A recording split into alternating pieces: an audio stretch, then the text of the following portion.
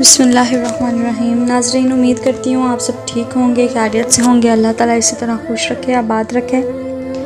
چلتے ہیں اپنی ویڈیو کی جانب جانے سے پہلے میں آپ سب سے ریکویسٹ کرتی ہوں کہ جس نے سبسکرائب نہیں کیا وہ کائنڈلی سبسکرائب کر دیں۔ اور میں آپ سے ایک بات جو ہے وہ ضرور شیئر کرنا چاہوں گی، اپنی لاسٹ ویڈیو کے حوالے سے جو تھی اولاد سے ریلیونٹ تھی، کہ اللہ تعالیٰ جو ہے وہ ہر والدین کو اس چیز کا جو ہے صبر دے جن کی اولاد جو ہے وہ اس دنیا سے رخصت ہو چکی ہے، اور اللہ تعالیٰ ہم سب والدین کو کبھی اولاد کی آزمائش میں نہ ڈالے۔ یقین مانیں کہ جب میں یہ ویڈیو بنا رہی تھی تو میرے دل جو تھا وہ ایسے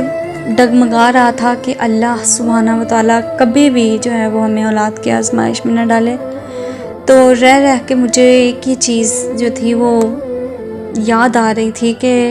کس طرح ہم اپنی اولاد سے اتنی محبت کرتے ہیں، اور یقین جانیں کہ اللہ تعالیٰ ہم سے کتنی محبت کرتے ہوں گے۔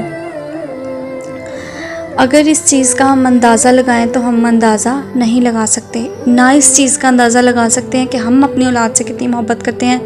نہ ہم اس چیز کا اندازہ لگا سکتے ہیں کہ اللہ تعالیٰ ہم سے کتنی محبت کرتے ہیں۔ تو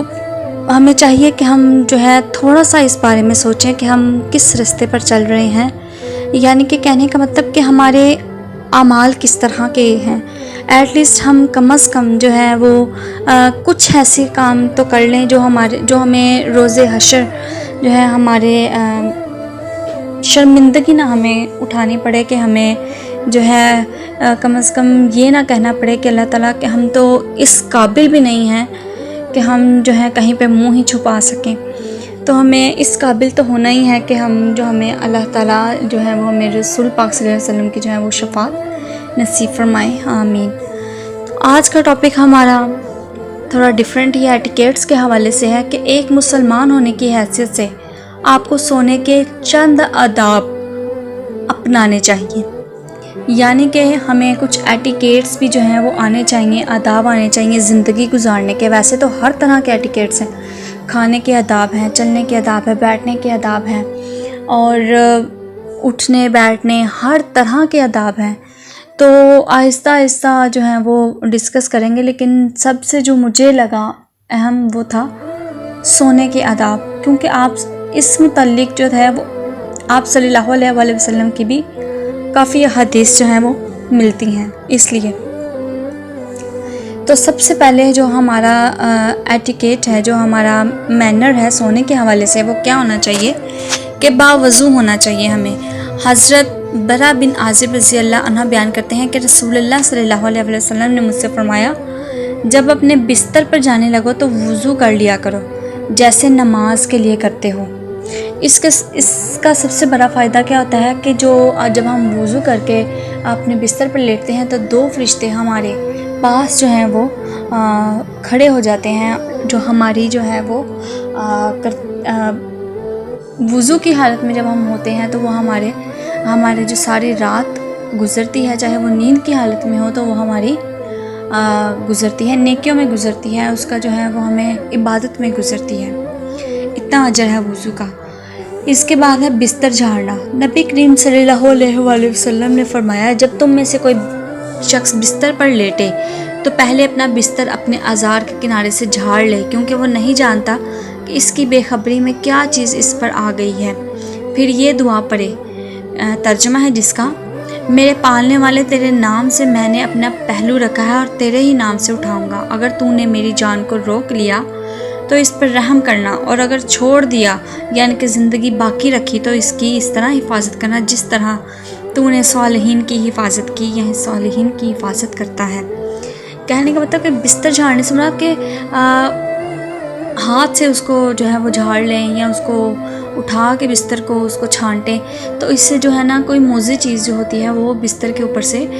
جو ہے وہ ہٹ جاتی ہے، گر جاتی ہے، جو ہمارے لیے نقصان دہ ہوتی ہے۔ اس کے بعد ہے دائیں کروٹ پر لیٹنا۔ پھر اپنی دائیں کروٹ پر لیٹ جاؤ اور کہو، اے اللہ میں اپنا چہرہ تیرے تابع کر دیا اور اپنا معاملہ تیرے سپرد کر دیا، اپنی کمر تیری طرف لگا لی، یعنی کہ تجھے کو اپنا سہارا بنا لیا۔ مجھے تیرا ہی ڈر ہے، شوق بھی میں تیری طرف میرا تیری طرف ہی ہے، تجھ سے بھاگ کر میرے لیے تیرے سوا کہیں کوئی جائے پناہ جائے نجات نہیں ہے۔ میں تیری اس کتاب پر ایمان لایا جو تو نے نازل کی، اس نبی کو تسلیم کیا جس نے جس کو رسول بنا کر بھیجا۔ آپ صلی اللہ علیہ وسلم نے فرمایا، اگر تو اس رات میں مر گیا تو دین اسلام پر مرے گا، اور چاہیے کہ یہ تیری آخری بات ہو، اس کے بعد کوئی اور گفتگو نہ ہو۔ یعنی کہ ہم رات کو بستر پر لیٹتے ہوئے بہت سی سوچیں سوچتے ہیں، لیکن ہمارا دھیان جو ہے وہ اس طرف نہیں جاتا کہ ہم اللہ سے 2 منٹ کی گفتگو کر لیں کہ اے اللہ، جو ہم نے دن بھر میں گناہ کیا اس کو معاف کر دے، اور جو کوئی نیکی کی ہمیں اس کا بدل دے، اور اس بدل کے بدلے جو ہے ہماری مشکل آسان کر دے، یا ہمارے لیے روز آخرت جو ہے وہ ہمارے لیے آسانی فرما دینا۔ ہم یہ کہنا جو ہے بھول جاتے ہیں، ہزاروں لاکھوں باتیں ہمارے ذہن میں، ہمارے دل میں، دل و دماغ میں گھوم رہی ہوتی ہیں، لیکن یقین جانے کہ اگر ہم 2 منٹ کی یہ سوچ لیں، آسمان کی طرف دیکھ کر یا دائیں قبر پر لیٹ کر دل میں ہی یہ جان لیں، تو آپ سوچیں کہ اس کا کتنا جو ہے وہ اللہ تعالیٰ ہمیں اجر دیں گے۔ اس کے بعد ہے دعا مانگنا۔ حضرت انس بن رضی اللہ تعالیٰ عنہ سے روایت ہے کہ نبی پاک صلی اللہ علیہ وسلم نے بستر پر آئے تو یہ دعا کرتے تھے کہ تمام تعریفیں اس اللہ کے لیے ہیں جس نے ہمیں کھلایا پلایا، دکھ و تکلیفوں سے ہماری حفاظت فرمائی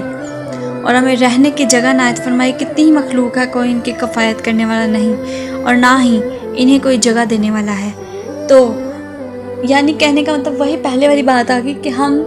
2 منٹ کی جو ہے وہ دعا کرنا بھول جاتے ہیں۔ اس کے بعد ہے تین کل پڑھنا۔ ام المومنین سیدہ عائشہ رضی اللہ عنہا سے روایت ہے کہ نبی پاک صلی اللہ علیہ وسلم ہر رات جب اپنے بستر پر تشریف لاتے تو اپنے دونوں کندھوں کو اکٹھا کر کے ان میں قل هو اللہ احد، قل اعوذ برب الفلق اور قل اعوذ برب الناس صورتیں پڑھ کر دم کرتے اور پھونک مارتے، پھر انہیں جہاں تک ہو سکتا اپنے پورے جسم پر پھیرتے، پہلے اپنے سر، چہرے اور اگلے حصے سے ابتدا کرتے اور 3 بار ایسا کرتے۔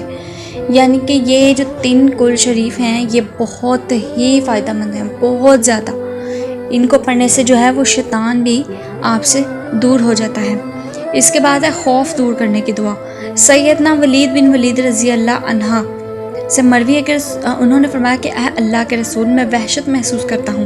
آپ صلی اللہ علیہ وسلم نے فرمایا جب تو اپنے بستر پر آئے تو یہ دعا پڑھا کر، یعنی کہ میں اللہ تعالیٰ کے کامل کلمات کی پناہ میں آتا ہوں، اس کے غضب سے، اس کی سزا سے، اس کے بندوں کے شر سے، شیطان کے وسوسوں سے، اور اس بات سے کہ میرے پاس حاضر ہوں تو پھر شیطان تجھے نقصان نہیں دے گا بلکہ بہت لائق ہے کہ وہ تیرے قریب ہی نہ آئے۔ یعنی کہ وہی بات آ گئی کہ جب ہم مخصوص دعائیں کچھ پڑھتے ہیں یا آیت الکرسی پڑھتے ہیں یا ہم سورہ ملک جو ہمیں عشاء کی نماز کے بعد پڑھنی چاہیے، اگر ہم پڑھتے ہیں تو ہمیں جو ہے وہ خوف، وسوسے اور طرح طرح کے خیالات جو ہیں وہ دل میں نہیں آتے، نہ ہمارے ذہن میں حاوی ہوتے ہیں۔ مطلب یہ کہ کچھ دعائیں اس طرح کے پڑھنے سے شیطان جو ہے وہ ہم سے دور چلا جاتا ہے۔ تو یہ ہیں کچھ ایسے آداب جو ہمیں اپنی زندگی میں جو ہے وہ اپنانے چاہیے، کچھ ایسے ایٹیکیٹس ہیں سونے کے جو ہمیں لازمی ہمیں دوسروں کے ساتھ بھی شیئر کرنے چاہیے، اور جو ہے وہ خود بھی اس بات پہ جو ہے وہ عمل کرنا چاہیے، تاکہ کیا پتہ ان چھوٹے چھوٹے باتوں کو، ان چھوٹے چھوٹے ایٹیکیٹس کو اپنانے سے ہی جو ہے وہ ہمارے نیکیوں کا جو ہے وزن زیادہ ہو جائے۔ اور دوسرا یہ کہ جب ہم بات کسی تک پہنچاتے ہیں اچھی بات، تو اس کا بھی ہمیں جو ہے وہ 10 گنا اجر ملتا ہے۔ اور چھوٹی چھوٹی ایٹیکیٹس جو ہوتے ہیں وہ زندگی کو بہت ہی خوبصورت بنا دیتے ہیں۔ یہ اگر جس کو اس بات کا بیلیو نہیں ہے وہ چاہے خود اپنا کے دیکھ لیں۔ جب ہم کوئی بھی انسان ہمیں کوئی اچھا کام کرتے دیکھتا ہے تو وہ دل سے جو ہے وہ خوش ہوتا ہے۔ یہ ایک ریالٹی ہے، چاہے وہ خود اس چیز پہ عمل نہ کرتا ہو، لیکن وہ جب کسی کو کرتے ہوئے دیکھتا ہے، کچھ اس طرح کے چھوٹے چھوٹے ایٹیکیٹس جو اخلاقیات میں آتے ہیں، جب ان کو عمل کرتے دیکھتا ہے تو اس کا دل بھی چاہتا ہے کہ میں بھی اس طرح کروں۔ تو جب وہ اس طرح کرتا ہے تو اس کا مطلب ہے کہ اس کا جو وہ کرتا ہے ثواب آپ کو بھی مل رہا ہوتا ہے اور اس کو بھی مل رہا ہوتا ہے، کیونکہ آپ کی طرف دیکھ کے اس نے یہ ریاکٹ جو ہے وہ سیکھا اور اس پہ عمل کیا۔ تو یقیناً آپ کو میری بات سمجھ آ گئی ہوگی، اور امید کرتی ہوں کہ آپ ضرور اس چیز کو فالو کریں گے، اور کائنڈلی جو ہے سبسکرائب کرنا مت بھولیے گا اور شیئر کرنا مت بھولیے گا. جزاک اللہ.